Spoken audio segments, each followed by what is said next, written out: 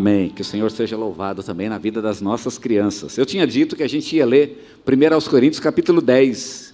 É o que vamos fazer então neste momento, capítulo 10, começando aqui do verso 1, e a gente vai até o versículo 11, tá bom? Que diz assim: Ora, irmãos, não quero que ignoreis que nossos pais estiveram todos debaixo da nuvem e todos passaram pelo mar, tendo sido todos batizados, assim na nuvem como no mar, com respeito a Moisés. Todos eles comeram de um só manjar espiritual e beberam da mesma fonte espiritual, porque bebiam de uma pedra espiritual que os seguia, e a pedra era Cristo.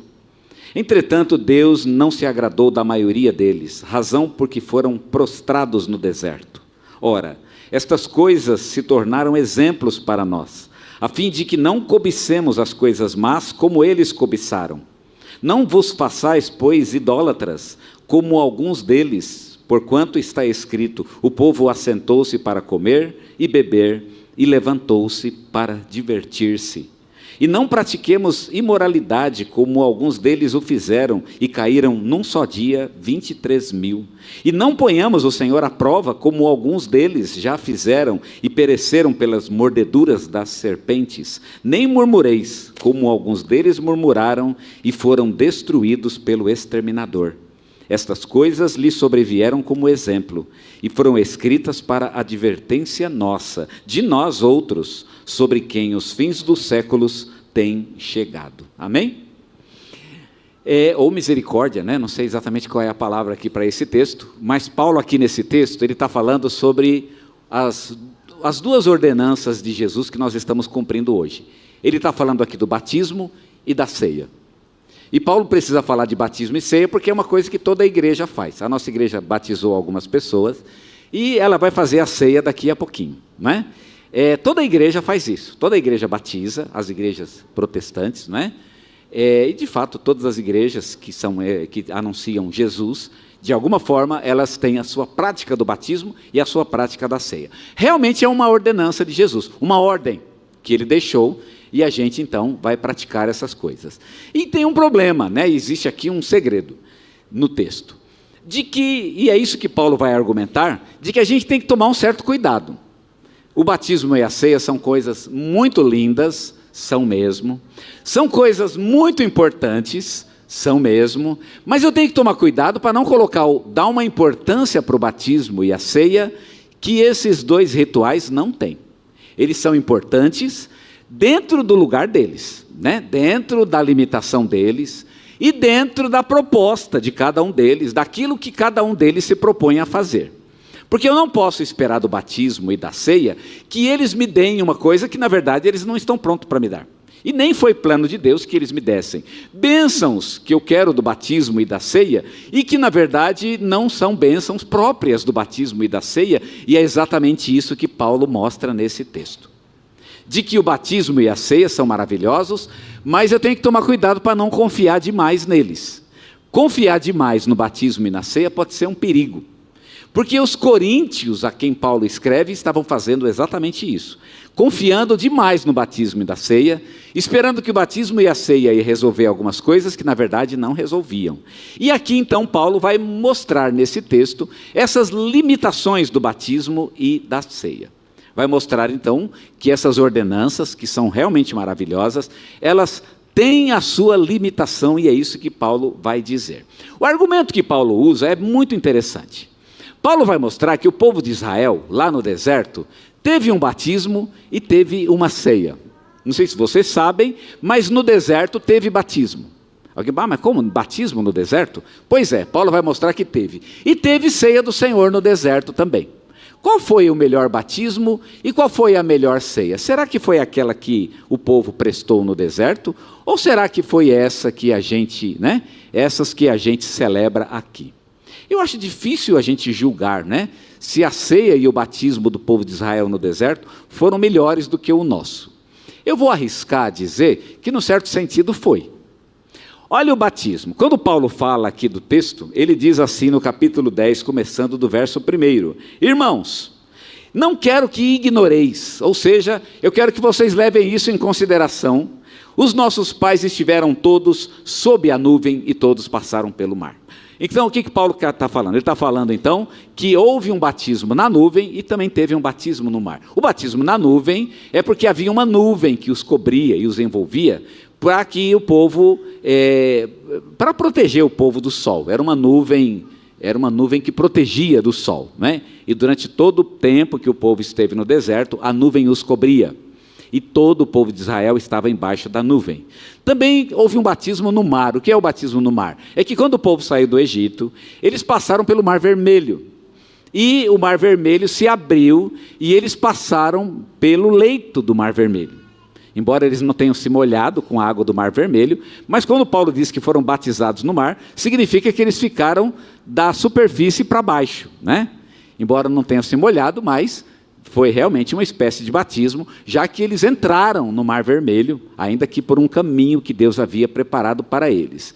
Será que o batismo deles era melhor do que o nosso? Eu acho que foi melhor, porque foi um negócio muito poderoso, né? Imagina, quem não gostaria de estar naquele dia e ver o mar se abrir? Quem não gostaria de viver a experiência da nuvem, que era um milagre de Deus que acontecia todos os dias? Paulo diz, irmãos, batismo por batismo, o povo de Israel teve um batismo realmente incrível. E olha o que aconteceu, nenhum deles sobreviveu. Paulo fala da ceia do Senhor também, e ele diz, todos comeram de um só manjar espiritual. Qual que foi o manjar espiritual? O manjar espiritual foi o maná que caía do céu. Vocês já conhecem a história, e sabe que lá no deserto caía uma farinha branca, e eles recolhiam essa farinha branca, que caía durante a noite, durante a madrugada, na verdade, eles recolhiam essa farinha e faziam dessa farinha um pão. E Paulo está dizendo aqui do manjar, na verdade é o maná que caía no deserto. Todos eles comeram o maná. Nós não sabemos, né? O maná devia ser uma coisa bastante saborosa. O texto diz que ele tinha mel, tinha gosto de mel e de azeite fresco. Se você misturar mel com azeite fresco, eu não sei se a mistura fica boa. Mas eu imagino que o texto ele pega duas coisas que são bem agradáveis ao paladar, para mostrar que era um pão suave. Então o povo comia esse pão e comeu por um milagre de Deus que durou por 40 anos. Todo dia caía o maná. E Paulo está dizendo o seguinte, vocês querem ceia melhor do que essa? O povo estava no deserto e caía pão do céu. Gente, que coisa incrível. O nosso pão, né, nós vamos comer aqui, e esse pão certamente foi comprado em algum lugar. Não é um milagre, aquele lá foi milagre. E Paulo diz, olha, ceia por ceia, a ceia deles foi incrível. E no entanto, onde é que eles estão? Morreram todos. E Paulo fala do cálice também. Ele diz isso. Beberam também de uma mesma fonte espiritual, porque bebiam da pedra.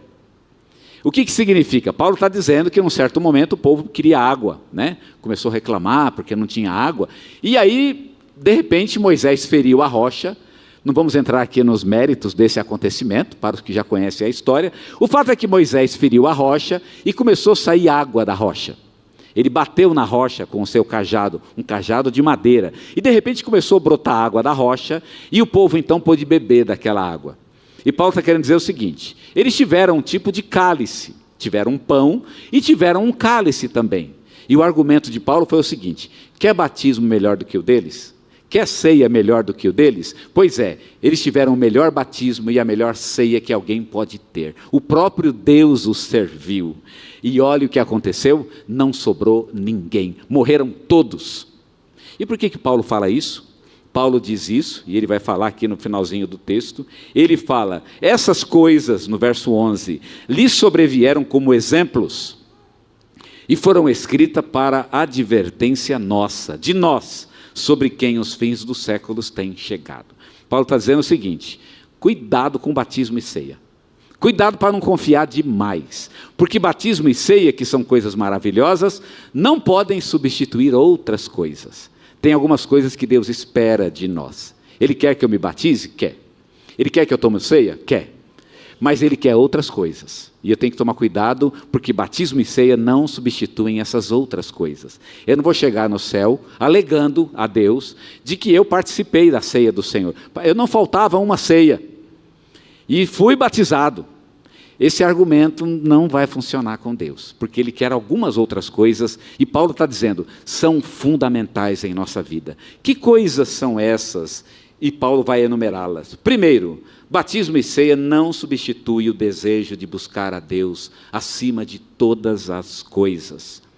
No verso 6, ele disse as seguintes palavras: essas coisas se tornaram exemplos para nós, a fim de que não cobicemos coisas más, como eles cobiçaram. Primeira coisa, Paulo diz, batismo e ceia, ele não pode substituir os desejos do meu coração. O que você quer de fato? O que eu cobiço? Paulo diz, não cobicemos as coisas más.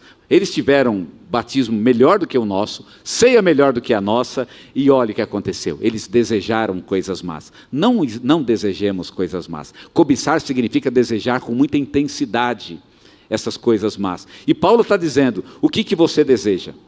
Batismo e ceia não pode substituir o amar a Deus acima de todas as coisas. Porque Deus não quer só ritual. Batismo e ceia são rituais, e que tem o seu lugar, o seu belo lugar, inclusive. Mas não pode substituir o amor a Deus. Deus quer ser amado. Ele quer de coração. Um amor verdadeiro. Não pode ser falso. E Deus sabe se o nosso amor é falso ou não. Amar qualquer coisa mais do que a Deus é uma idolatria. O desejo de buscar a Deus e de estar com Ele precisa ser o primeiro de nossos corações. Segunda coisa, batismo e ceia também não substituem o senhorio de Jesus Cristo sobre nossas vidas. Paulo escreve no versículo 7, não vos façais, pois, idólatras, como alguns deles, porquanto está escrito, o povo assentou-se para comer e beber, e levantou-se para divertir-se. É interessante a ideia do assentou-se e levantou-se. Dá até a impressão que ele está falando do culto, né? A gente, via de regra, assiste o culto sentado. Não era comum o povo de Israel fazer um culto sentado. Geralmente o povo de Israel, no Antigo Testamento, fazia o culto em pé. Não havia cadeira. Não havia nem cobertura, inclusive, como hoje, né? O culto era feito a céu aberto, inclusive no Templo de Jerusalém. Mas a igreja, ela pegou esse costume de sentar. E quando Paulo escreve suas cartas, ele está falando para igrejas que tinham o costume de sentar. Já havia esse hábito, assistir um culto sentado. E aí Paulo diz, pois é, vocês que estão sentados, o povo assentou-se para comer e depois levantou-se para se divertir. O que Paulo está dizendo é que o que eu faço aqui não pode substituir o que eu faço lá fora. Como é a minha vida lá fora? E é isso que Paulo nos convida a pensar. O que ele está querendo dizer é que Cristo tem que ser o Senhor de nossas vidas. Ele quer ser o primeiro de nossos corações. Qualquer coisa que não seja o primeiro, que não seja Jesus Cristo, como primeiro em nossos corações, é uma idolatria. Batismo e ceia não substituem idolatria. O Senhor não aceita idolatria. Batismo e ceia não é carteirinha para ganhar o favor de Deus. Deus quer ser de fato o primeiro em nossos corações. Batismo e ceia também não podem substituir uma vida limpa e santa. E Paulo diz isso no versículo 8, quando diz, não pratiquemos imoralidade como alguns deles o fizeram e caíram num só dia, 23 mil. Quando Paulo diz isso, ele fala num tom de ameaça, né? Eu fico vendo Paulo falar essas coisas e fico preocupado, meu Deus, né? O negócio é sério. O argumento de Paulo é, se Deus os castigou por terem feito isso, que tiveram batismo e ceia melhor do que o nosso, o que ele vai fazer a gente que teve um batismo e ceia, num certo sentido, até menos miraculoso, menos espetacular? O batismo e a ceia deles foi espetacular. Não resolveu o problema deles. Paulo está dizendo, o batismo e ceia não vai resolver o problema de vocês. Por quê? Porque o problema de todo cristão, e é isso que Paulo diz, é exatamente o senhorio de Cristo para criar em nossos corações um coração puro, santificado para o Senhor. Tem um texto que diz que nós devemos buscar a santificação, sem a qual ninguém verá o Senhor. Ninguém verá o Senhor. Eu fico imaginando, eu leio um texto como esse, e irmãos, isso pesa na minha cabeça. Meu Deus, isso me parece tão sério, não é? Isso me parece tão sério. Eu não posso viver de qualquer jeito. Não é como eu quero. Não é o meu caminho. Não é minha vontade. Eu não posso simplesmente viver uma vida impura lá fora e pensar que o meu ritual aqui dentro vai resolver aquele problema. Como se eu pudesse fazer uma macumba. O sentido da macumba é esse mesmo. O sujeito vive como quer e ele faz uma oferenda. E aí, coitado da galinha, né? Mas, de qualquer maneira, ele faz a oferenda e está tudo certo. Será que é isso que Deus quer? Eu vivo do jeito que eu quero e aí aqui eu faço uma oferenda? Paulo diz, não, não é assim. Batismo e ceia não podem substituir uma pureza de coração. Não podem substituir santidade, uma vida santa, limpa. Nós precisamos buscar essas coisas. Em quarto lugar, Paulo diz também que batismo e ceia não podem substituir a fé e a confiança em Deus. E ele diz isso aqui no versículo 9. Não ponhamos o Senhor à prova, como alguns deles já fizeram, e pereceram pelas mordeduras das serpentes. Colocar o Senhor à prova significa desconfiar de Deus. Deus tem que provar algo para mim. Será que Ele cuida mesmo de mim? Será que Ele me protege de verdade? Será que eu estou achando que não? E quando você desconfia de Deus, você começa a colocar Deus à prova. Eu queria que Deus me desse alguma prova, uma garantia de que Ele é capaz de dizer o que Ele diz que pode fazer. E Paulo está dizendo, mas que garantia você precisa? Não coloque Deus à prova. Isso tem nome, né? Isso aí esse ato, né, de colocar Deus à prova. Aconteceu isso no deserto.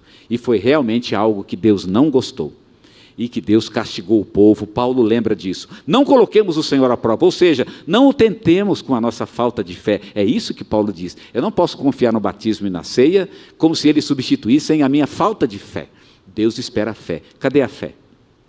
E é isso que Paulo diz. Se batismo resolvesse, o deles tinha resolvido. Deus queria que o povo cresce nele, que o povo acreditasse nele e que dependesse dele. Em quinto lugar e último, batismo e ceia não podem substituir uma verdadeira atitude de louvor e de adoração. Olha o que diz o texto aqui no versículo 10. Nem murmureis, como alguns deles murmuraram e foram destruídos pelo exterminador. Aqui a murmuração é o contrário do louvor. Ao invés de agradecer a Deus, de serem gratos pelas coisas que Deus tinha dado a eles, eles começaram a reclamar da vida. E fizeram da reclamação o seu estilo de vida. Deus ficou muito nervoso com a reclamação.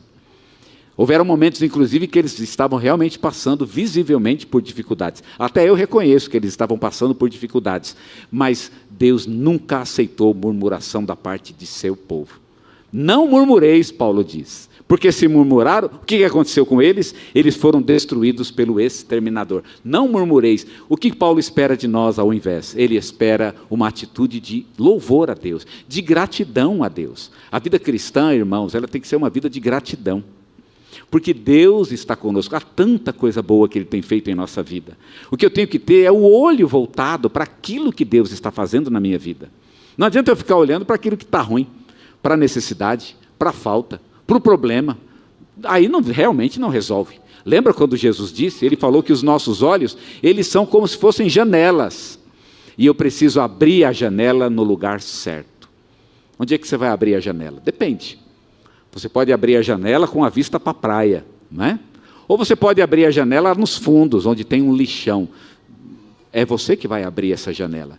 E o conselho de Jesus é, já que os olhos são a janela do corpo, então abra os olhos para o lugar certo. Olha para o lugar certo. E qual é o lugar certo? As coisas que Deus tem feito em tua vida. Ele tem feito tanta coisa maravilhosa. Olha para essas coisas.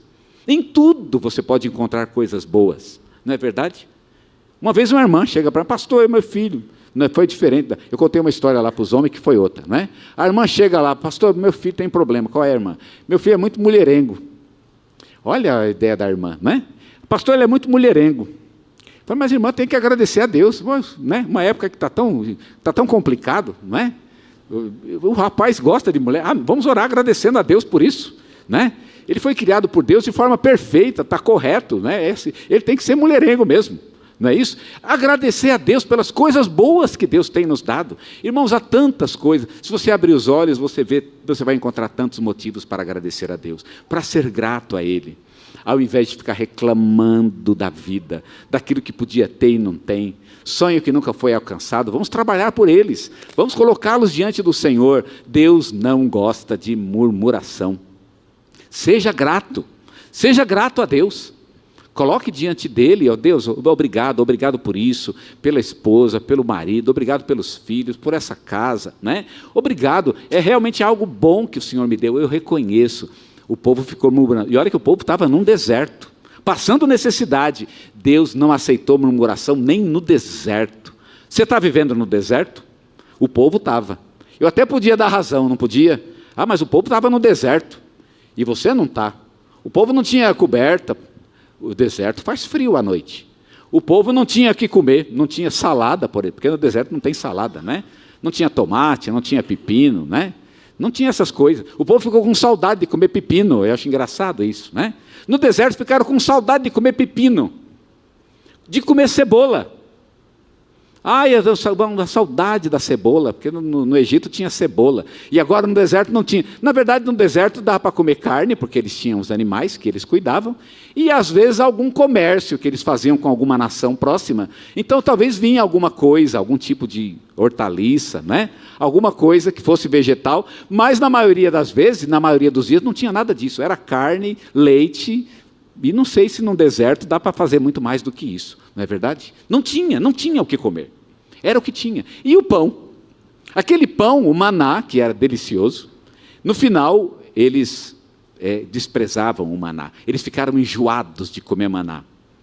E aí eles chamavam o maná no final de um pão maldito. Um pão maldito. Isso está lá no Pentateuco. Sabe por quê? Enjoaram. Eles estavam num deserto. Irmãos, Deus não aceitou reclamação nem no deserto. Mas nem no deserto. Imagina eu que não estou no deserto. Meu Deus, eu estou numa vida maravilhosa, não é?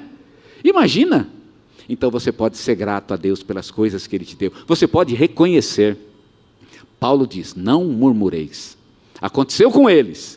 Então não faça a mesma coisa. O batismo e a ceia são maravilhosos, mas eles não podem substituir o desejo de buscar a Deus acima de todas as coisas, o senhorio de Jesus Cristo sobre nossas vidas, uma vida santa, limpa e pura, uma fé e uma confiança depositadas em Deus e uma atitude de louvor e de adoração em nossas vidas. É disso, de fato, que nós precisamos. Isso é viver com Deus, isso é andar com Ele. Batismo e ceia não substituem essas coisas. Mas uma vez que eu entendi isso, e me coloco diante de Deus, e dependo dEle, e vivo com Ele, e ando com Ele numa atitude correta, aí sim, o batismo e a ceia têm todo o valor. São realmente maravilhosos, como atos de adoração que nós podemos prestar a Deus. Os irmãos batizaram, e prestaram a Deus esse ato de adoração. E vão tomar a ceia, um outro ato de adoração. Então, como a adoração tem valor, uma oferta de fato, entre as muitas que eu estou entregando a Deus, eu dou a Ele o meu coração, este momento é dEle em minha vida, é assim que eu sirvo, é assim que eu o adoro, é assim que eu ando com Ele, e é assim que Ele me abençoa, amém?